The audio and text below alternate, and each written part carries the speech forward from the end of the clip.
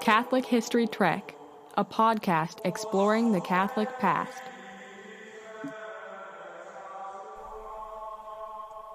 Thank you for joining us for another episode of Catholic History Trek. I'm your host, Scott Scholze, and I'm without my esteemed co-host, Kevin Schmeezing. On January 10th, 2021, the first round of the NFL playoffs took place, and if this was a sports podcast, we could discuss the results of those games. Also, on January 10th, Parler lost their web hosting site as an outlet for video content that runs contrary to the mainstream media. And if this was a national news podcast, we could discuss why Parler was so hated by big tech. On January 10th, if you attended a traditional Latin Mass, you celebrated the Feast of the Holy Family. But if you attended a Novus Ordo Mass, you celebrated the Baptism of the Lord. And if this was a Catholic history podcast, we could discuss the history of the traditional and modern calendars and why these dates were moved around in the post-Vatican II era. And while this is a Catholic history podcast, we'll save those changes for another episode, because on January 10th, something else happened. Pope Francis issued a motu proprio titled Spiritus Domini, in which he made changes to the minor orders of the Church. So what exactly are these minor orders? The insufficiently short answer is that they are orders which rank less than the major orders. The long answer is the topic for the rest of this podcast. Going back to the first centuries of Christianity, the Church had what were called orders of the clergy and offices of the clergy. These can easily be confused, so it's probably worthwhile to explain the significant differences between an office and an order before we dive into the minor and major orders. An order in the clergy is a rank or position in which one was ordained to, while one who performed an office in the clergy could either be from among these men ordained to orders or from those not ordained to orders. Also, one was not ordained to an office, but rather the office was a specific function. Perhaps think of an office maybe like a job title. At the seminary at your diocese, there's probably someone who's the head of admissions. That's their job title or office. That person could be an ordained priest, but not necessarily so. Being ordained a priest is the order he's ordained to, while, if he's also the head of admissions, that's his office. But one could also serve in that office without being ordained, such as Kevin or myself. In the first centuries of the Church, there were a number of offices of the clergy. 8 of the most common ones include the Advocatus Ecclesiae, which is someone who defended the church's rights in court; the Defensores Ecclesiae, that was someone who defended the poor and defended the rights and possessions of the church. You had the notarius, or the notary, what it sounds like. They were involved with the official church documents, recording councils, etc. The economy, basically economics, the financial officer, one who took care of the church or diocese's property and finances. The fossores, which is a grave digger, basically someone who had the role of interring the mortal remains of Christians. You had the catechist, who is someone who instructed the faithful. You had cantors, who were the chief liturgical singers, and they led the singing and chant in the liturgy. And one other one I should mention is the deaconess, who were originally widows discharging charitable works and serving as a go-between between the clergy and the women. I feel this last one is an important one to mention, as it's easy to spot this office of deaconess and mistakenly assume that it's just a female deacon, and therefore part of the ordained orders. But the early church created these similar sounding terms as entirely different in their scope and nature. Anyway, today many of these functions of these offices are performed by the laity, but can, and sometimes are, fulfilled by ordained men. And just like in ancient times, one is not ordained to teach a catechism class or to lead the schola or choir at the Mass, but rather these are roles performed by one who can either be ordained or not ordained. Orders, like offices, can trace their origins to the first few centuries of the Church, but are of an entirely different nature. Men were ordained to the different orders, which each serve a particular ecclesiastical function within the Church. Among these orders were the minor orders and the major orders, both which we will enumerate in a moment. Since these minor orders are not of divine or apostolic origin, the way which they were treated has varied widely through the last 2,000 years, and the way they were utilized in the Eastern Church did not always match what was happening in the West in regards to the number of minor orders or their function. At one point in time, one was ordained to an order and served the church remaining in that order. Later, when minor orders were no longer exercised in their original way, the orders became something like stepping stones or rungs on a ladder, where one sequentially progressed through the minor orders and then through the higher orders until reaching the highest major order, which is ordination to the priesthood. Historically, at some times, men progressed through these minor orders based on age, so when you reached a certain age, you could be ordained to the next order. But at other times, the progression was based more on learning or achievement, such as moving on from your freshman year to sophomore year in college after acquiring enough credits. Also, there were times when it was obligatory to pass through all the minor orders before reaching major orders, but at other times, it was common to skip some or all of them, which is the common practice today. When one was ordained to any of the minor orders, he was privy to the benefices that followed ordination, but was also free of the bonds of celibacy, and one could forfeit their clerical privileges and opt to marry instead. Perhaps the best-known early list of the minor and major orders comes to us from Eusebius of Caesarea, who lived from 265 to 340. It comes to us from his volume Church History in Book 6. Chapter 43 is titled Novatus, His Manner of Life and His Heresy. In this chapter, Eusebius relates, "This avenger of the gospel then did not know that there should be one bishop in a Catholic church, yet he was not ignorant, for how could he be? That in it there were 46 presbyters, 7 deacons, 7 subdeacons, 42 acolytes, 52 exorcists, lectors, and porters."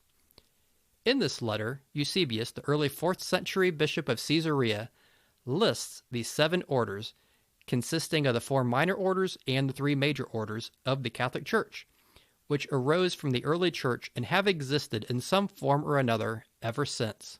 The minor orders are porter, lector, exorcist, and acolyte, while the 3 major orders are subdeacon, deacon, and presbyter. If you find a list of the orders, it's common to spot the word Taunture, which is not one of the 7 orders that I just listed, but that's because it's not an order. But I do want to clarify what it is, if you do happen upon it in a list of minor and major orders. Taunture, which comes from the Latin word tondeo, meaning to shear, was a preparation for the reception of orders. One was not ordained to tonsure, and one did not enter an order of tonsure, but rather a baptized and confirmed Christian was received into the clerical orders by shearing of his hair and the investment with a surplice. Taunture was not practiced by the early church clerics, as the shaving of the head was a sign of slavery, although this symbolism was eventually adopted by monks as a symbol of their total service to God. By the end of the 5th and early 6th centuries, this custom had trekked from the monastics to the secular clergy. Originally, tonsure was joined to the first order, lector, but later became a separate ceremony when one was received into the service of God and could be administered to young men not yet ready for lector.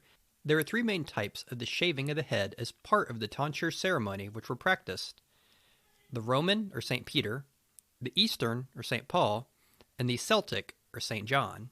The one that most of us in the West associate with a tonsure haircut is the Roman tonsure, in which the head is shaved except for a ring of hair atop the head.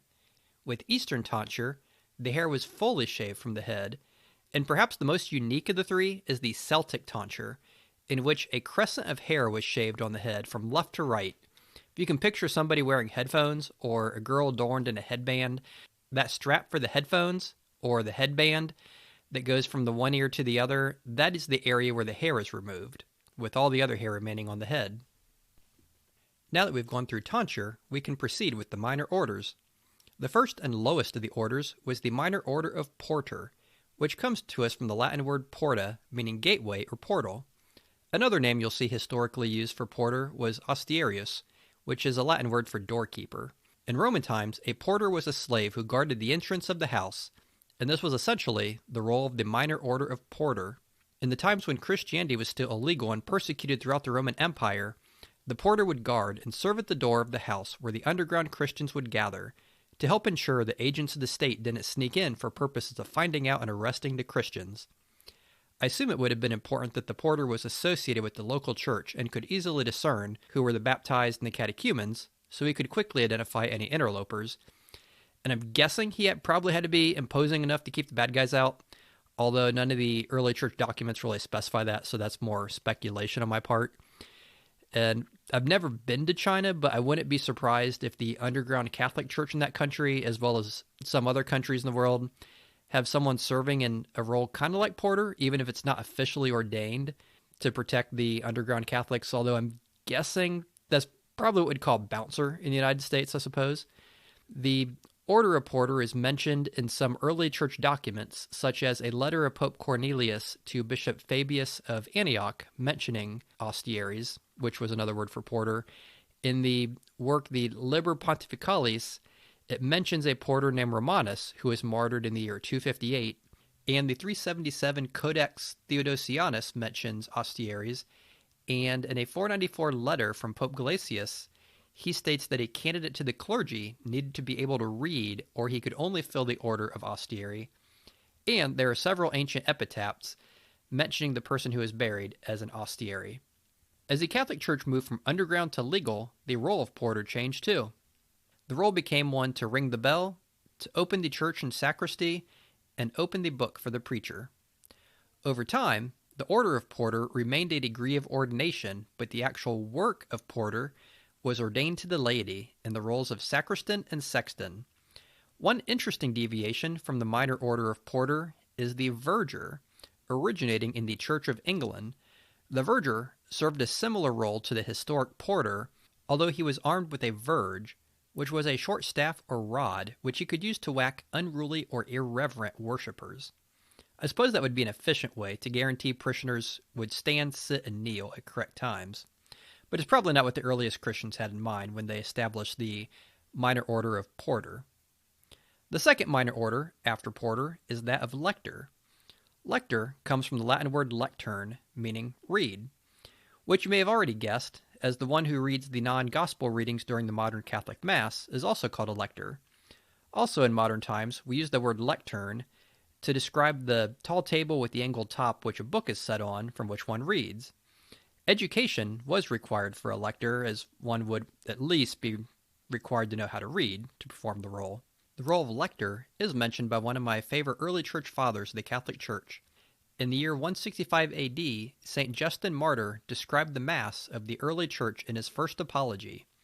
As he describes, the memoirs of the apostles and writings are read by a reader, and when he ceases reading, the presider delivers the sermon.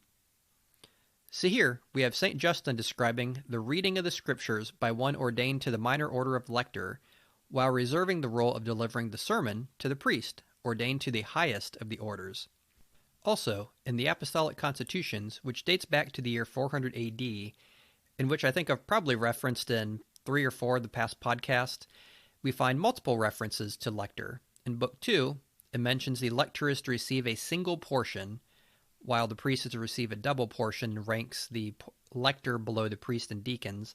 In Book 3, it mentions only the bishops and priests are to baptize, not lectors or porters, etc. In Book 6, it says, as part of the clergy, they are to be married only once. And in Book 8, it provides the prayer for ordaining the lector and mentions lectors among bishops, priests, deacons, and subdeacons as members of the clergy. In some places, lectors also kept the sacred books in addition to reading them at the Mass. The lector originally read the epistle and gospel, but eventually the gospel reading went to the deacon and the epistle reading went to the subdeacon, which meant that lector merely became a stepping stone to the major orders and rarely often practiced what was done previously. The third of the 4 minor orders is that of exorcist, which also comes from Latin as the word exorcista, which, as you probably guessed, is defined as one who performs exorcisms. There are several writings in the early church documents regarding the minor order of exorcist, one of them being the aforementioned letter of Pope Cornelius to Bishop Fabian of Antioch, documented by Eusebius of Caesarea in his work Church History. Another comes from the 4th Council of Carthage in the year 398, which provides the rite of ordination for the order of exorcist. The exorcist is to receive the book containing the exorcism prayer, while the following is said over him. receive and commit to memory, and possess the power of imposing hands on energumens, whether baptized or catechumens. The Council of Carthage also provides us with the duty of exorcist. He is to pray the prayers of exorcism every day over the catechumens by the imposition of hands up to the day of their baptism. He is to perform the baptismal exorcism on these catechumens, and he is to supply food and care for the energumens who habitually frequent the church. And I should explain that term energumen is basically one who is possessed by an evil spirit. The Minor Order of Exorcists did not provide a clear line of delineation as in the Apostolic Constitutions, dating back to the same fourth period as the Fourth Council of Carthage. It says that the exorcist is not ordained. Also, both Tertullian and Origen mention that the practice of exorcism was not confined to the clerics in the earliest days of Christianity. And Sulpicius Severus, who retells the life of St. Martin of Tours, claims that St. Martin had the habit of casting out demons, although he was not a member of the ordained clergy. And I believe this still may be the case today in the Eastern Church, that they don't have a specifically appointed exorcist. I think that's the case. As Christianity spread throughout the Roman Empire, the practice of a catechumenate baptism was replaced by infant baptism, thus eliminating the primary function associated with the Order of Exorcist. Eventually, the role of exorcist was absorbed into the priesthood, and it became the case that only the ordained priest was authorized to perform exorcism via their ordination. Today, in each Catholic diocese, the bishop is the chief exorcist, although in many cases the bishop appoints a priest to perform the office for the diocese, although the bishop is required to be consulted before any exorcism is performed. And also today, the exorcism is not a freewheeling sort of affair, but follows a defined rite of prayers, as we see dating back to the earliest days when the exorcists received the book containing the exorcism prayer. The fourth and highest minor order is that of Acolyte. Unlike the other orders, which appear to have titles of Latin origin, Acolyte seems to come from a Greek word, akoluthos, which means a follower or attendant, although there is a Latin word, akolithus, which you can also find. The order of Acolyte is mentioned in the early church by St. Cyprian in the 3rd century, telling of them in Carthage. Pope Fabian, who was pope from 236 to 250, he is said to have divided Rome into 7 ecclesiastical regions, containing 1 deacon, 1 subdeacon, and acolytes. And Eusebius mentions them as being present at the Council of Nicaea in 325 AD. The earliest duty of the acolyte consisted of carrying the Eucharist, such as administering it to Christians who were imprisoned and unable to attend the Holy Sacrifice of the Mass. Although St. Justin, who I mentioned previously, describes deacons performing the sacred duty, so it's possible that acolytes didn't exist until after the mid-2nd century. If you're unfamiliar with the story of St. Tarcisius, he was approached by a heathen rabble who attempted to take the Eucharist from him while he was transporting it. He was martyred for refusing to surrender the Eucharistic body of Jesus, and therefore it's commonly assumed that he was an acolyte or a deacon, based on the fact that he was transporting the Eucharist, which was a role described of as pertaining to the acolytes. Acolytes also became responsible for lighting the candles at the altar, carrying candles for processions and during the proclamation of the gospel, as well as preparing wine and water for the sacrifice of the Mass. Later, these duties of the acolytes fell upon altar boys, who were often designated as acolytes, which stokes the post-Vatican II debate of female altar boys, since the acolyte was an ordained order of a male-only priesthood.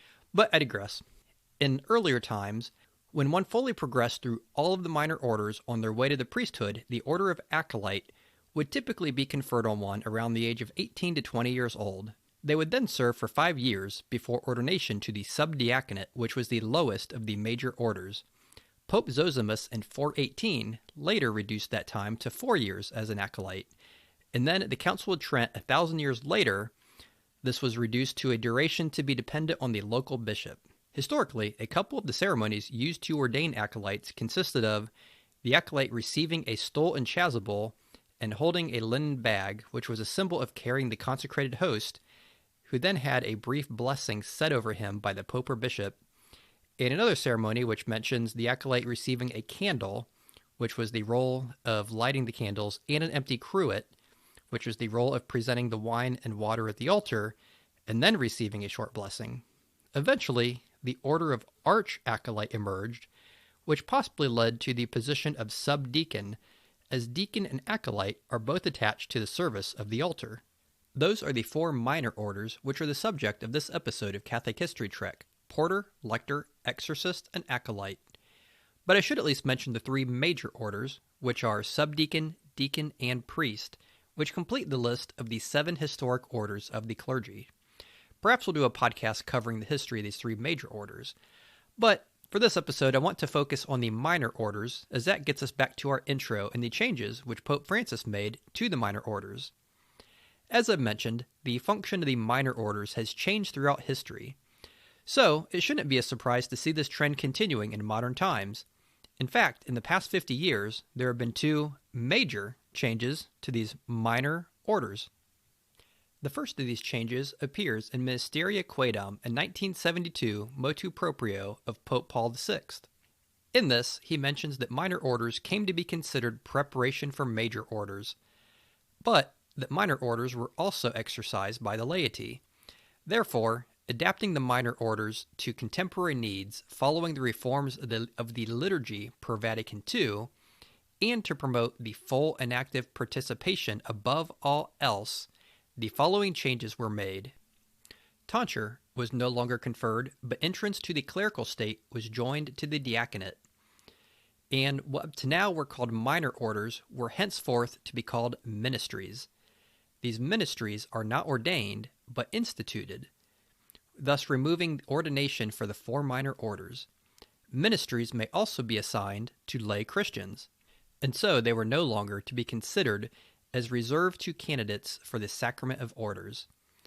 And 2 ministries, adapted to present-day needs, are to be preserved: reader and acolyte. The reader may proclaim and sing all parts of the Mass except for the Gospel, and the acolyte is to assist the priest and deacon at the Mass. And the major order of subdeacon was to no longer exist. In this document, Pope Paul VI effectively eliminated the 4 minor orders, eliminated one of the 3 major orders, and left only deacon and priest as ordained orders of the Roman Catholic Church. The second of these 2 changes in the past half-century is the change I referenced at the onset of this episode. In Spiritus Domini, the 2021 motu proprio Pope Francis, he states he's following Pope Paul VI motu proprio, and he states due to baptism, all suitable faithful, whether male or female, may perform these ministries, and therefore he was going to modify Canon 230 of the Code of Canon Law accordingly. Essentially, Pope Francis is saying that since these minor orders are no longer orders, but merely unordained ministries, they can be performed by any of the lay faithful, male or female. This motu proprio generated some buzz, which seemed to fall along party lines, as it were, as those who are more supportive of Francis' papacy see it as nothing more than the logical implication of Paul VI's motu proprio from 50 years ago, while those who are more wary of Francis speculatively saw it as the laying of the groundwork for an ordained female diaconate. Regardless of why Pope Francis issued the motu proprio, the only consistent in regards to the minor orders is change, and the motu proprio continued the 2,000-year tradition of the changing nature of these minor orders. One thing that does not change, at least not very often, is our closing prayer, which is the Glory Be prayed in the Church's historic language of Latin. Gloria Patri et Filio Spiritui Sancto, sic ut erat in principio et nunc et semper, et in saecula saeculorum. Amen. Thank you for listening to Catholic History Trek. You can reach us at catholichistorytrek@gmail.com.